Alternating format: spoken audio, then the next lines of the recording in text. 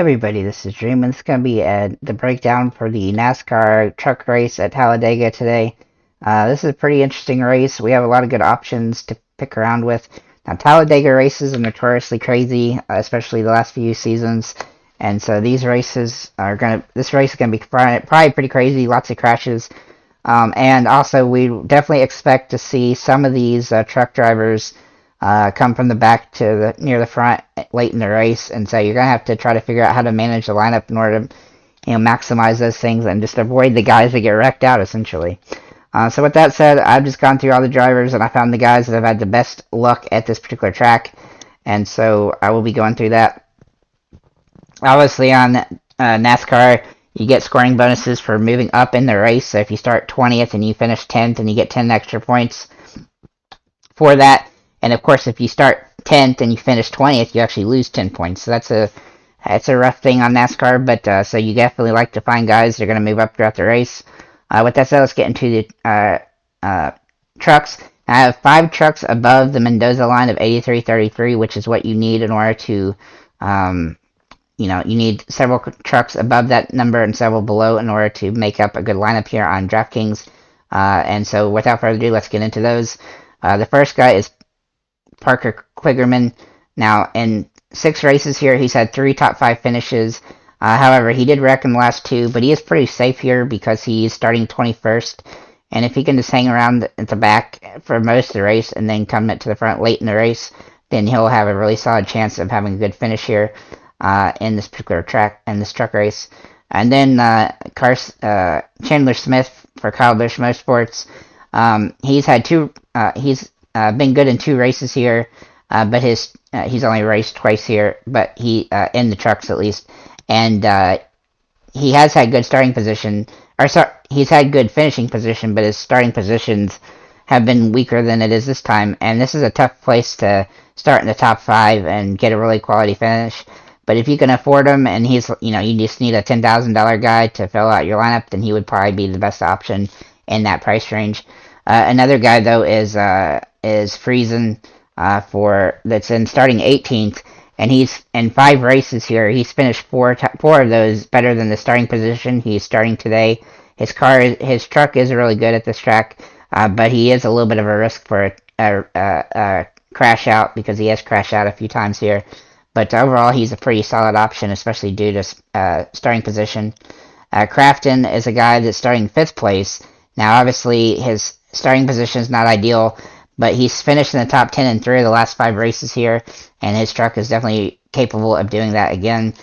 So if he can finish in the top 10, then he'll probably pay off pretty good, but it's, a matter of if he gets wrecked or not. And then Infinger for the number 23 car, or truck rather, his starting position really does help here, though he only has 2 top 10s in his starts here. But he's finished all of his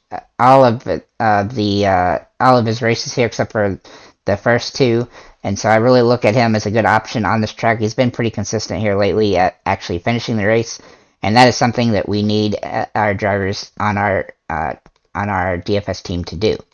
So that's the drivers above this Mendoza line. So now I've got several drivers below this. I've got 4 that are back at the pack that are what I consider prime options to potentially to slide around at the back of the track and then potentially get to the front late in the race in order to pay off, simply because their truck will still be running and they'll have a chance to get a top 10 or top 15 finish. Those particular drivers are Retzlaff. Let's see if I can find him here. Let's see.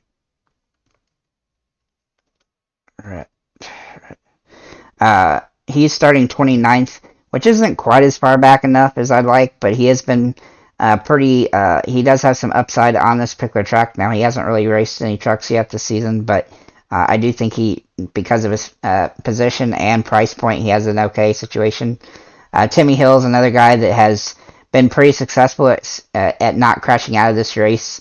And so I look for him as a good option on this particular track, especially starting 33rd. Chase Purdy is another guy that fits into this distinction. And I think he actually had a race earlier this year at I forget what track it was. And the Toyota 200. I think that was Daytona. I think that was Daytona. I'm not sure. Anyhow, he's had a couple of races where he had good finishes at these super speedways by just hanging in the back and then moving up. And even though his starting position is 26, I think he has enough room to move up, a decent amount of positions. And then Curry, starting 32nd, he's actually got a decent truck, and he can finish in the top 20 if he just hangs around his back and gets down here. And his starting position really helps him as well. So let's go and get into the drivers that I actually think are quality options, more so than just Hail Mary options like those four. We're going to start with Ben Rhodes.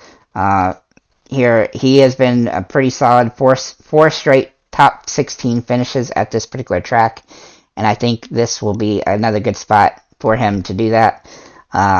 He is starting 15th, so we do need him to get above 15th, obviously, but he's in a good spot. Matty D is in a great spot here, starting 30th on this track. He definitely has some upside on this race. He's actually not had any.